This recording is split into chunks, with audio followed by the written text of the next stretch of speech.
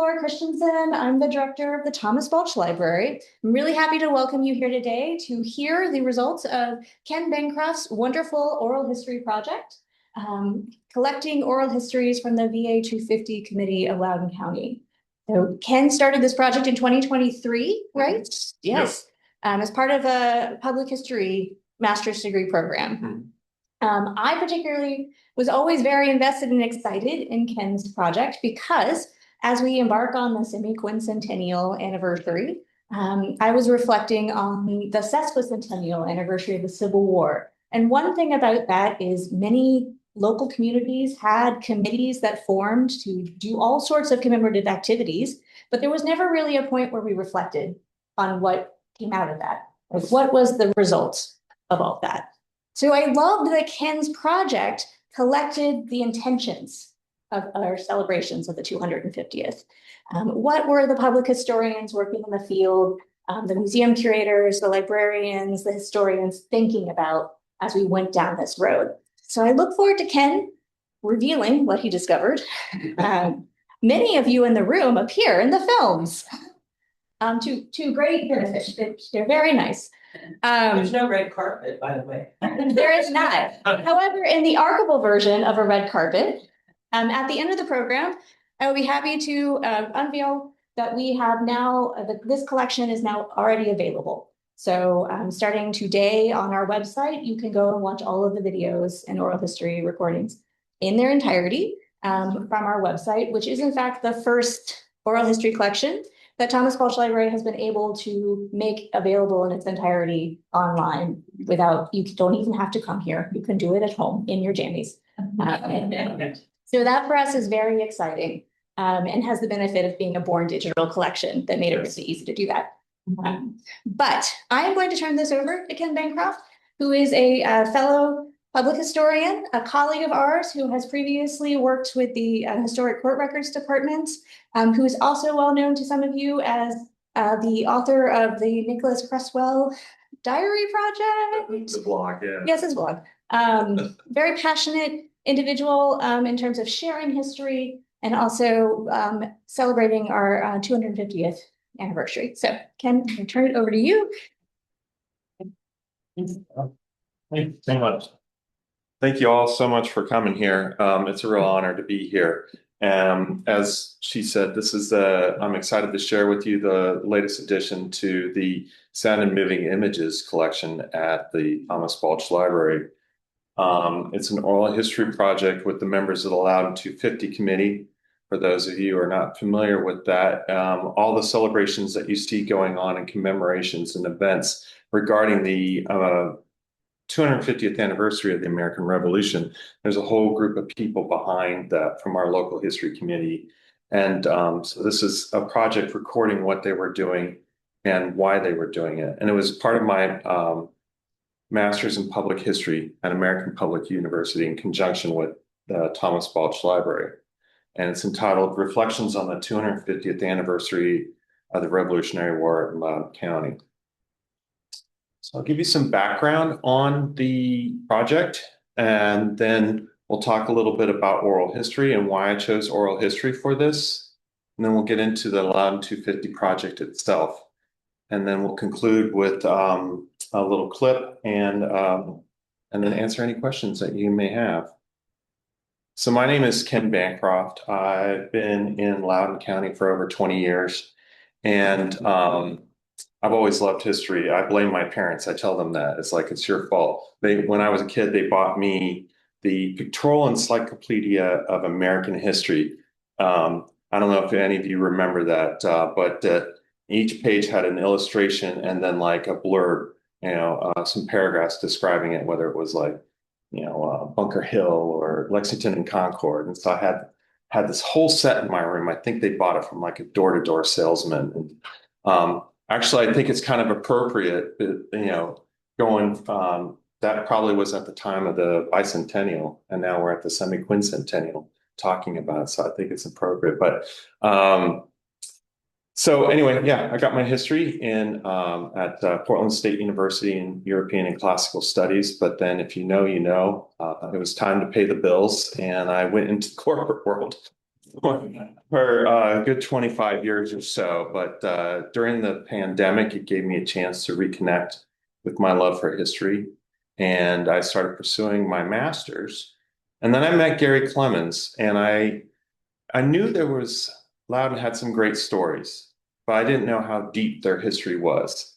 And I learned about George Fox and the historic records and why we have a near complete collection and how valuable that is. And that was a turning point for me. And then he told me about this group of historians that were meeting on a monthly basis, talking about the American Revolution. I was like, I got to get in on this.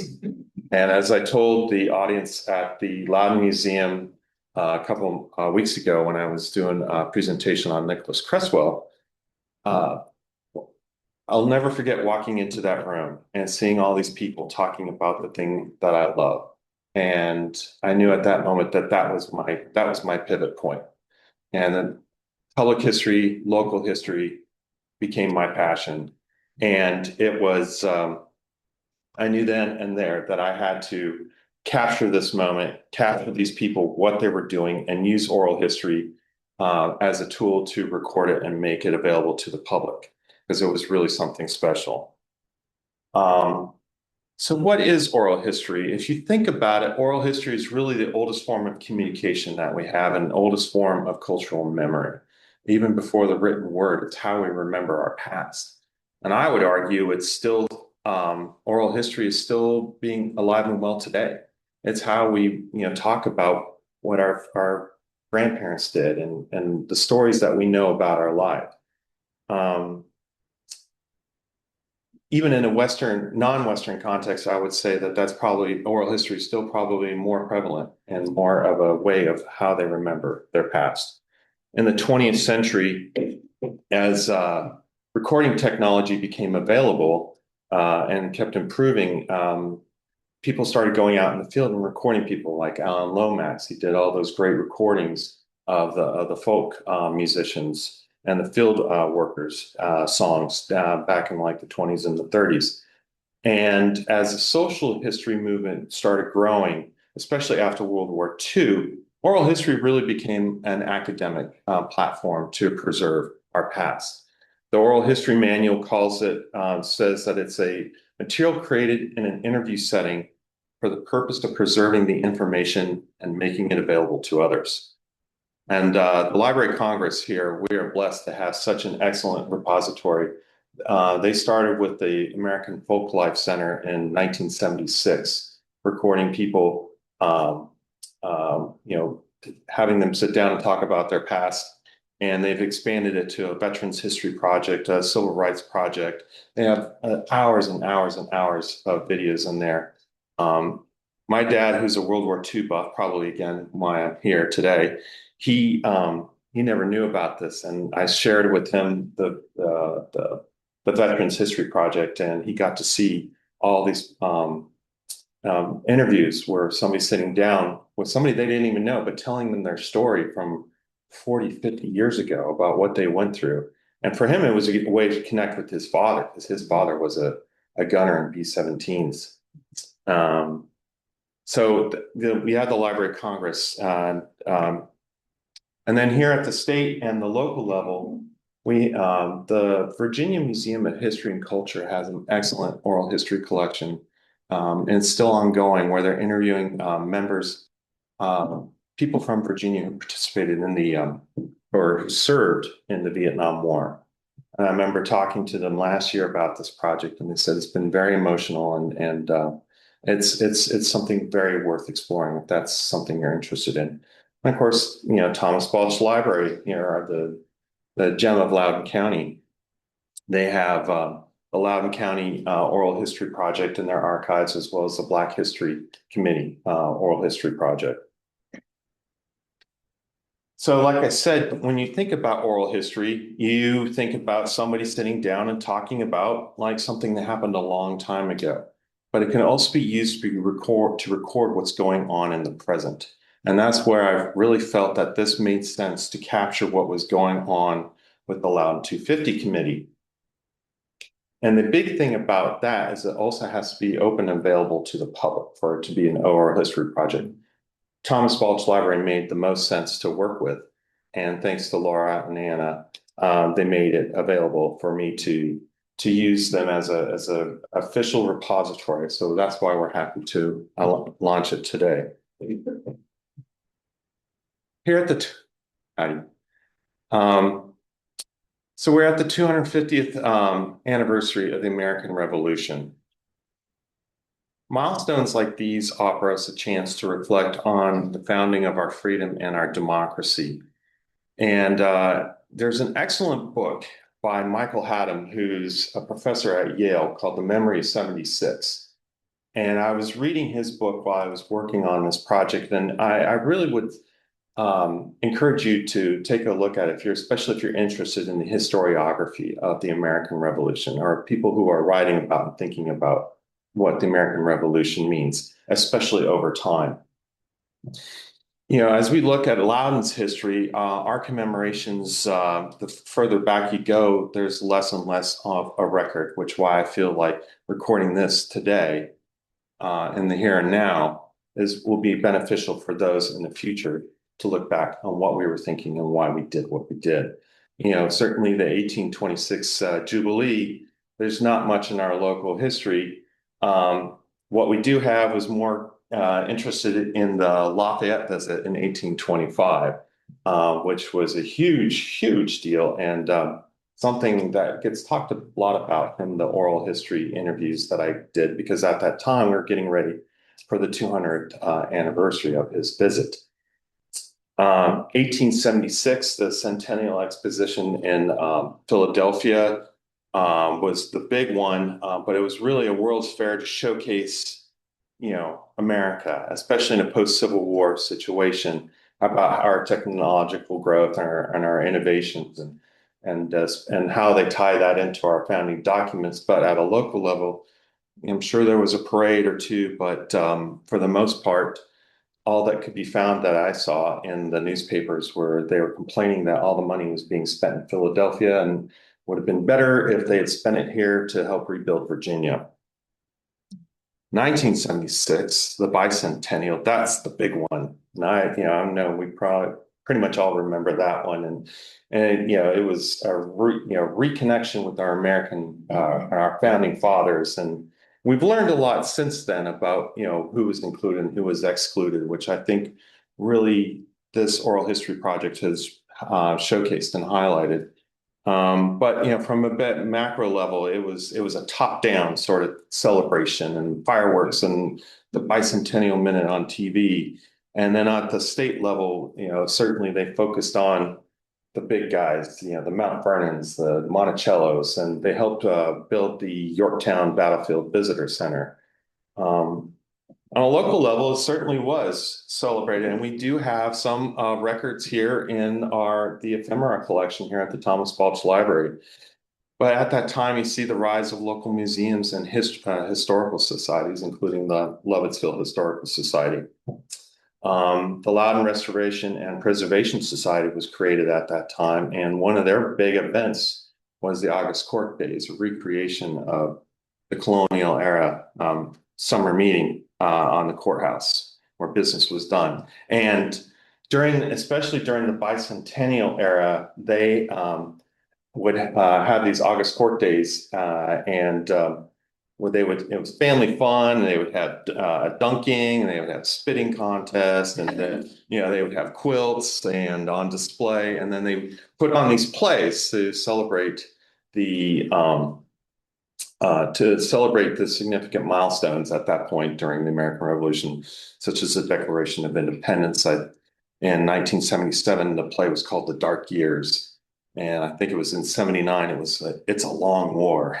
And the next year was a story of John Champ. And then, of course, in 1983, with the end of the war, they at the August Court Day, they did the Paris Peace. So would have loved to have seen those, but at least we have them on file here. But the memory of these events is fading. So hence why I felt like this is what we got to do to make sure we get it on record. This year, for the 250th, it's a little bit different. What I learned is that it was really a ground up sort of operation. America 250 was established and they had their guidelines and then Virginia 250 was established to again encourage, but they really wanted the local communities to do it. And what made Loudoun really special is that it wasn't just like someone appointed by the county to manage these things or public, get these events going together. It was a community effort. Loudoun has a strong local history and heritage tradition. Laura mentioned the 150th anniversary of the Civil War. And there was also, those members were also involved with the 100th anniversary of World War One. And from those lessons that they learned in putting on those events and commemorating those moments in our history on a local level, they got together. There was that core group sitting right here and started working on trying to get something together for the 250th anniversary. And then in 2023, they proposed it to the Loudoun Board of Supervisors. And it was approved, quote, to honor our heritage and enhance local history education. And as you will see, history education is certainly at the core of this. And so going back to the beginning, seeing this going on, we had to record it and put it and keep it for posterity. So the project was called Reflections on the 250th Anniversary of the Revolutionary War in Loudoun County, Virginia. It was this is the final project, my master's practicum. I self-published this just for the people here at the library. So it is available for you to go and read. And then we have the online version, which is being launched today. But it was an oral history project with the members of the Loudoun 250 committee. They were 30-minute interviews, so not too long. Did that on purpose. But there were very simple questions about who they were, what organization were they involved with, how did they get involved with, what is their core mission. When you look back at like what people were doing back 50 years ago, that's kind of lost. Like, who were these people involved in that, the Loudoun Restoration Society? And then, and then what are they, doing for the 250th anniversary? And I was able to get 18 participants from various backgrounds. And that was key, I think, because it's also reflective of where we are today, that there's many more people involved in telling America's story. And a lot of the interviews were done here in this room, or at the Loudoun Museum. Thank you, Carrie. But also, if possible, I wanted to try to capture people in their own office setting. Because I thought that would be kind of cool as a visual element, not just an oral element, but as a visual element to kind of try to capture where people were. Excuse me. So this is the people that were involved in this project. So from the Black History Committee, which is of course connected here with the Thomas Balch Library, formed in 2000, quote, to showcase the rich legacy of African-American contributions to Loudoun County. Alicia Cohen and Donna Bohannon were gracious enough to give their time. And they've been able to offer great programs, articles, and exhibits, and a point of view such as the Black Loyalists and Black Patriots of Loudoun County, which was an article on a display here at the Balch Library. The Daughters of the American Revolution, I think, don't need any introduction, but their legacy of genealogical research and historic preservation and public education, I think, is well known. Locally, we have Kecia Brown and Cheryl Belinsky, who they were so instrumental in a lot of the functionary elements of keeping this committee going and and connecting people and community outreach. Longtime history educator, a guy named Rich Gillespie. What can I say? That was a great interview. Learned so much because Rich obviously has been here for forever. And no, but but they his history tours, his walking history tours, he talked a lot about that and the questions people are now asking versus what they were asking years ago. I think that's a very kind of important element to what this oral history project was trying to capture. Um, from Eric Larson from the Loudoun County Historic Records, the Loudoun County Historic Records is kind of the backbone of our historical community, in the sense that they have everything. And we are so lucky to have everything from their deeds, wills, tithables, the enslaved records, everything that we have is there. And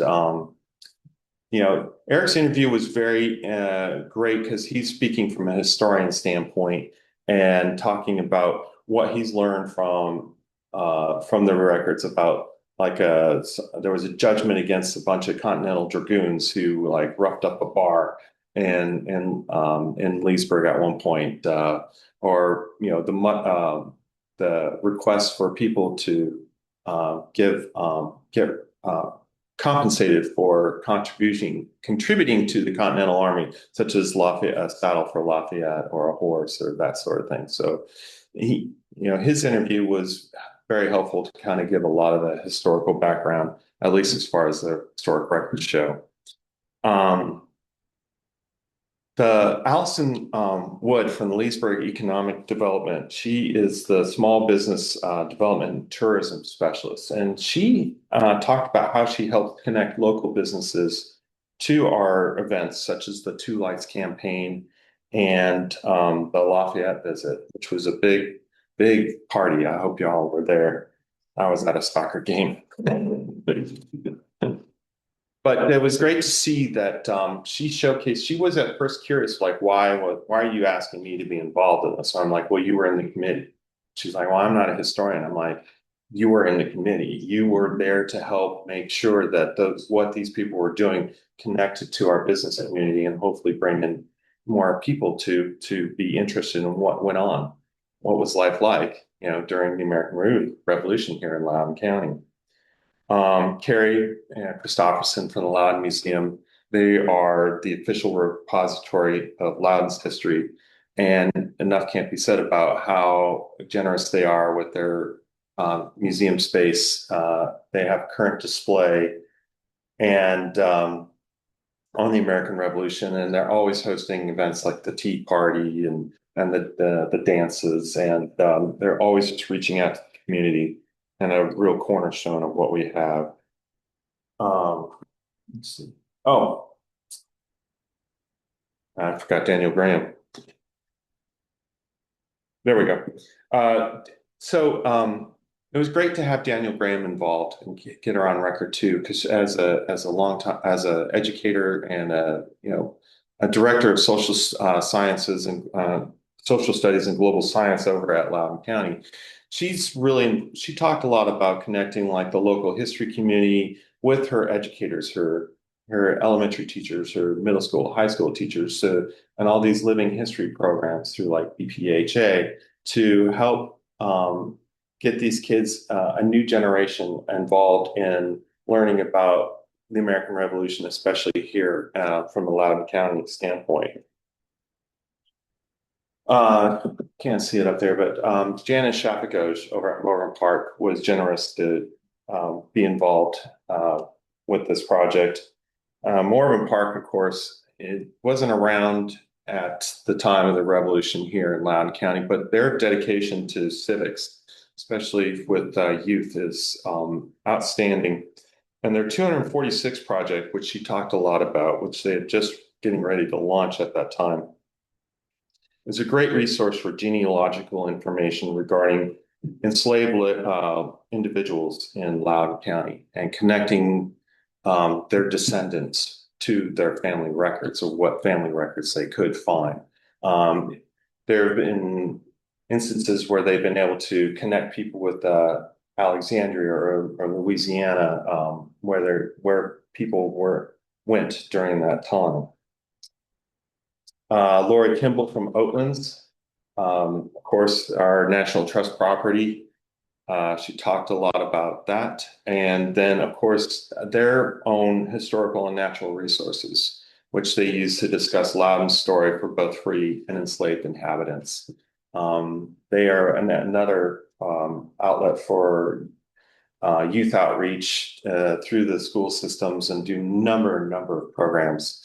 And it's very interesting to hear her background and how she got involved and what they've been doing with the commemorations. Tracy from Nova Parks really gave the background about how this all started. And when I got to that interview, I really understood how this Loudoun 250 committee came about and its origins and what it took to really get it off the ground. There's just the passion that comes out of what she talked about local history, and her background in it was really great to capture. So thank you. Travis Shaw and Ian McDougall from the Virginia Piedmont Heritage Area. They, of course, they're a unique organization because they're not just Loudoun County. They're 5 counties in total. And but their preservation through education, which has been their cornerstone since the mid-1990s, advocating for public history and living history and preservation has been phenomenal. And to get their viewpoints, especially the outreach that they're working on, Travis and Ian, especially, you've probably seen them doing their living history. It's amazing how they connect to the community. There we go. Oh, my list is out of order. There we go. Sons of the American Revolution, Barry Schroer, they've been active in this, and those gentlemen are dedicated, of course, to genealogical research and patriotism. And if you've been to any events, of course, they're the gentlemen who typically are dressed up and make the time to do that. And they get really excited when you allow them to shoot their muskets. But his was an interesting story because he was a veteran himself, and it's great when you sit down and start talking to people and just start asking questions. Goes back to like my sales days, but I had a manager who said, God gave you 2 ears and 1 mouth for a reason. And you hear some great stories. But the Thomas Balch Library, of course, this, I don't know what else can be said. We all know and love, but Anna, she talked a lot about, the early stages, not knowing what this was, but then once she got involved, she saw what it could be and how she connected with the Friends of the Thomas Balch Library and the Black History Committee. Visit Loudoun. Beth Erickson, she really helped talk about how the tourism aspect could connect to the Loudoun 250 events, to all the commemorative events, and their website has been used as the platform to advertise a lot of this stuff, and they've been able to really help talk about how we can talk about collaboration and get the word out to everybody, and of course improve tourism to Loudoun and help people understand Loudoun's story, especially during the Revolution. And then Abigail Zerfla from the Waterford Foundation. It was great to talk about them, and it's one of our national historic landmarks, and talk about the Quaker story in Loudoun County, especially during the Revolution. So through all this, we were able to get I think, a real good composite of like what life was like. When you dig into these interviews, you can really start to hear different stories and how different people were approaching this. I think it was important to capture this because we were able to get who was involved and why they were involved. And we were able to get new stakeholders as compared to like 50 years ago, to talk about what they were doing and the perspectives they were bringing and the programs they were bringing to our community. Education programs and outreach were huge. It wasn't just let's set off some fireworks. It's like let's talk to people, let's teach people, let's really get them involved in as many ways we can. I mentioned like our tea parties or the Lafayette visit was discussed a lot. And it really showed me that Loudoun's commemoration was very organized and collaborative, including local government and tourism. And I think from a historian standpoint or a historical fan standpoint, I think there's some great significance in this because they do reflect contemporary thoughts and attitudes. And it was interesting to get people to share what they think and just a safe environment. They really talked a lot about commemoration, inclusion, representation, and giving agency to people who haven't had voices before. What it means to be involved in historical interpretation and how you present that.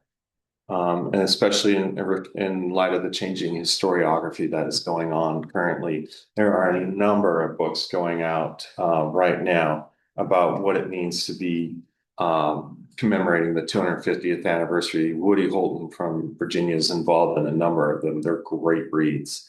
And I think it's also showed that the 250th anniversary has been a great time and even a unique time to reevaluate our history. And the best part about this interview was at the very end of each session, unknown to each participant, I asked a question. And that was, what word or phrase would you use to describe your thoughts on the American Revolution, especially here in Loudoun County? And we have a little video clip for that.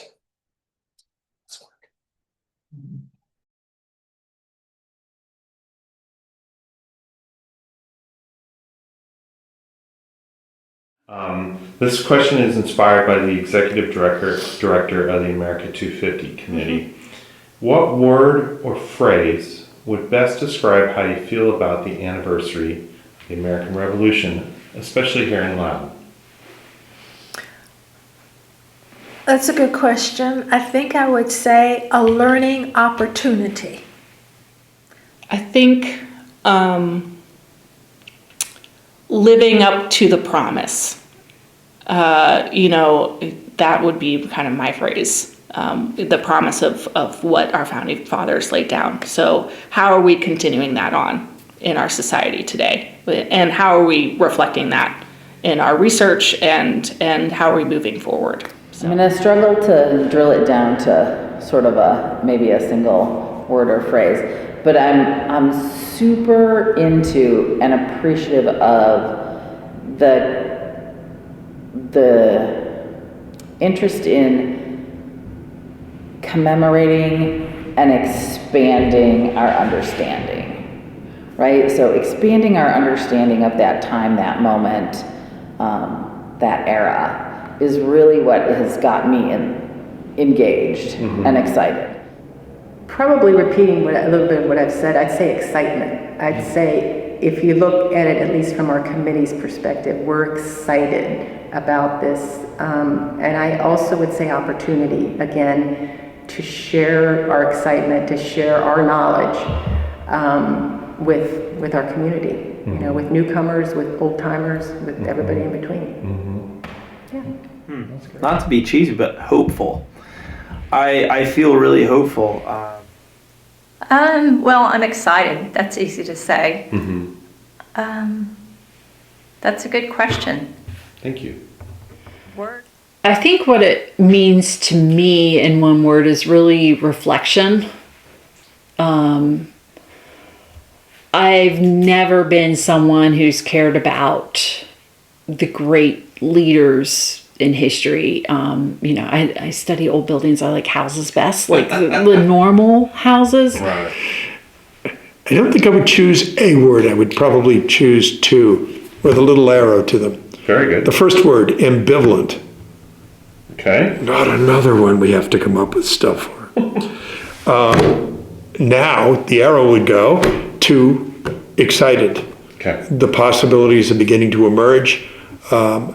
People's curiosity begins to emerge, and as I hear more about it, they get more curious. We want to make sure that we're not necessarily telling just a kind of rah-rah or patriotic story, though that is part of it. Sure. There are lots of things to celebrate in the American Revolution. So I'm hoping that we can come up with clever, engaging ways to lead this commemoration forward. People are going to have fun with it, but also they're going to learn, and they're going to appreciate the fact that we didn't just get here overnight, and there's a lot of years, a lot of war, a lot of toil on parts of everyone to get here. So, hopefully we can make a difference. I think we have to continue making our own history. And I think it's good to look back and see what has happened in history, because we don't want to make the same things happen again. But That's great. Good. Tracy, thank you so much. We really appreciate your time. Thanks for doing this. It's very important that we get it down while it's happening. Let's not look back 50 years from now and say, how do we do? Exactly. Yeah. That was kind of the goal. Yeah, good. Thank you so much. You're welcome.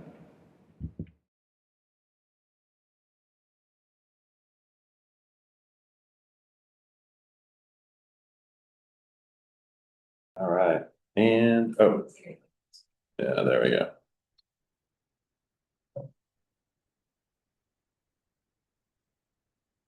And the next slide. There we go. So, as you can see, there's a lot of information there, and there was a lot of shared thoughts and a lot of unique thoughts. I put that clip together before I was able to finish all the interviews. There was even some words that were used, like complicated. But change certainly was a word, but an opportunity to learn was one of my favorites. Hopeful, commemoration, excited got used a lot. And it is great to hear that there's this enthusiasm for what Loudoun has and what Loudoun can share with people. And hopefully, people will learn from for years to come. I think that's it. Yeah. So like I showed that now we have a print and online version. So you want to talk about an online version? So, earlier, these recordings are all available on the library's website now. And library website, there are a couple of things you can do to find this collection. If you go to Explore Collections, the easiest thing to do is to go to this sidebar and choose Sound and Moving Image Collections, which is where you can find information about the library's oral history collections and other audio collections. So there's the Black History Committee Oral History Project, Loudoun County Oral History Project, Loudoun Laurels, and the Thomas Balch Library Oral History Project. And then now we have the Loudoun VA 250 Oral History Project, a little description. If we go and click on the link, it'll take you to the collection guide, which gives you some background information about the project and some associated materials in our collection, which that list will definitely be growing, I think, before the end of the 250. Down here, there's a list of each interview with a link. So you can click right on the link, and because they're here, we're going to look at Tracy's. Maybe in the world. Okay. And what it'll do is pull up the recording, which you can hit play, you can turn on closed captioning, and then also you can view the transcript, spread along as you view the recording. Right now, this is a PDF, so you can also do a find. You can do a Control F find search in the PDF. But as we work on these collections, we will add an index down here where you'll be able to search for keyword terms. So if Tracy talks about Outlander, you can go straight. That was just a shot in the dark. But it will be also, eventually these will be searchable. So people who want to come up with a specific topic and find it quickly can do that. But I do encourage you to check it out and explore further. These are part of a bigger project to get our oral history collections accessible online, but it's a little bit more complicated than you would think. But I'm really pleased to have this example to share with this new collection. So thank you very much, Ken. My pleasure. Thank you. And just if you are interested, there are some little slips that have the URL for this collection and then the collection guide in the back, just for anybody who wants more paper to take home with them. So thank you all so much. It's been an honor to work with the Loudoun 250 committee and get this on record. I think it's really given us a lot of information to keep on record and hopefully reflect upon in years to come. Are there any questions? Oh, no. John, so much of a question. Yeah. I have gone through all of these now, thanks to having a copy. And what's fascinating to me is not just documenting a moment in time and how we're thinking, but it's also fascinating to see how my peers got into the public history field, why they got into the public history field, what it takes to get someone excited enough to get into that field. I think it's one of the best resources I've seen to look at a fairly good sized number of people and what gets them there. If I was teaching public history, I'd want this to say, this is the kind of thing that leads you here. These are the ways people get into this kind of thing. Because when we get to talk to young people who get excited about the 250 or whatever the historical aspect they're getting excited about, they don't have really a clue of how to proceed. Yeah. Your work here provides that clue with case histories of 18 different people who've attacked from all kinds of different angles. So it's pretty cool. Oh, thank you for that. I appreciate that. And yeah, you're right. At one point I wrote about it in my, my reflection paper on this as part of the final submission. Most everyone had at least some sort of secondary degree, but they didn't always do it right out of college. A number of people got involved after their careers, kind of like me, and either pursued a program like a historic preservation program over at Nova, or went to college and did it themselves. So from that standpoint, it is absolutely true when we're talking to, like, when I've had a chance to talk to younger people who are interested in it, and I say, "Are you sure?" But that secondary degree, going on and getting that master's or some sort of extra degree is certainly helpful in this. And I appreciate you saying that. Thank you so much. There's some other, you had mentioned John Champ. Mm-hmm. Who is that? So that's a great story. He was he was born here in Loudoun County in Aldie, correct?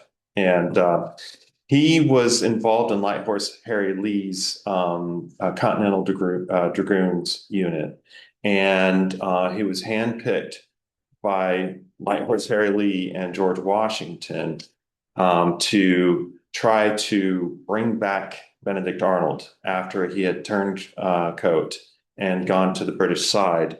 And so he faked his defection from the Continental Army And but he had to keep it a secret. It's a fantastic story that Light Horse Harry Lee, who is the father of Robert E. Lee, but he wrote a whole memoir of his his activity in the Revolutionary War, and he tells a story, and that's where we get this from. And Light Horse John Champ made it to the British side by the skin of his teeth, and they actually illustrate that or use that story in the TV show Turn. I don't know if any of you all saw that on AMC, but he pretended to change sides, and his goal was to get as close as possible to Benedict Arnold, and then capture him and bring him back to George Washington, because Washington was fearful that there were other officers involved in this plot to not just turn over, the plans to West Point, but who knows what else. And he wanted to make a public display of him. And Champ got there, and it darn near succeeded. But at the last minute, Arnold and his troops were ordered to come down to Virginia. So Champ, he was there, and he had to pretend to be on the British side. And but as soon as he got into the Carolinas, he made his escape and eventually made his way back to the continental side. And George Washington said, "Hey, you should probably lay low, because if they capture you, then you're really done for." So, but he came back to Loudoun County, and he served as a sergeant of arms at the Continental Congress, correct? And then when there was brewing trouble in 1898 with France, they Light Horse Harry Lee wanted to bring him back into service, but at that point he was gone off to Kentucky and settled out there. He passed shortly thereafter, but it's great that we have the high school named after him, because it's when I first heard that story, I mean, I was like, I've been living here for 20 years and I never knew who this guy was. And then when I heard that story, I was like, why doesn't everybody know this story? It's amazing. It's absolutely amazing. So that's actually one of my next projects I'm going to be working on. So did I answer your question? All right, cool. Yeah. Any other questions? Yes. Was there, you asked us a lot of questions, you got a lot of answers. Was there one answer that sticks out in your mind? It's like, I didn't expect that, or. Oh, man. That was, yeah. Now you make me think back 2 years ago. I can't really think. I was fascinated by everything. Going back to like Rich's point, I just really loved hearing how people got involved. I didn't, it was great hearing people's backgrounds. Like some people had been, working for the government, and, or, like Cheryl Belinsky was working for, like the South American or American states. I can't remember the name of it right now. I'm sorry, Cheryl. But it was fascinating to hear like how she was involved in like this governmental organization, but it was right next to the DAR. So it was really cool. Donna Bohannon's background, I remember the thing she said. Probably the coolest thing I think I remember is when she was talking about, her reflection was, it's complicated because of, there's, so many people that freedom meant to, but so many people that freedom didn't mean to. But at the same time, she was a big fan of the oh God, I'm drawing a blank here. This always happens. But the Federalist Papers. As a student of history herself, she was understood what the Federalist Papers was trying to argue. So that was an interesting contrast, and that would probably be the one that captured my memory the most. Yeah, but it was just great to really see, and it was kind of inspirational to see as I was trying to up and come, what all these people were going through to try to get here and tell, Loudoun's story. I like what you're doing. Thank you. From the world of academic history. And, right on. Thank God I'm out of it. It's drying up. There are fewer history majors, and it's a dying major in colleges and universities. So this is a way of bringing history to people. It may be the future of history, teaching history in America. I think historians got to the place where they're only writing for each other. Yes. You know, they wrote out, there were articles that 116 people would read, and that was it. And they prided themselves on it. Oh, yeah. So I think doing what you're doing here, and again, Loudoun, I find in so many ways, I've been living here 50 years, and it convinces me that, at least in Virginia, that Loudoun is sort of leading in a lot of things, you know, and I think the presentation of history is one up. So I'm glad to see it. There are a lot of things floating around in Loudoun that I've watched over the years, the history groups, and I've always thought they need sort of history united. And this seems to be doing it. And I'm really pleased with what you've produced here and the encouragement that will give people in the future, and with the ability to transmit this to students and to teachers. And so I like that. I applaud it. I think you guys have used the resources well. So thank you. Oh, my pleasure. Thank you very much. I know that was like one of those big key moments when I was thinking about switching from just academic history to public history, because I didn't really know what public history was. And to, you know, it's not just museum interpretation, it's really taking these academic ideas and presenting them to the public and to get them involved. And I think, like you said, that's really kind of what's been missing. So yeah, thank you very much. I appreciate that. Yeah. All right. Any other questions? Thank you. Tracy would like to see herself stop talking on the screen.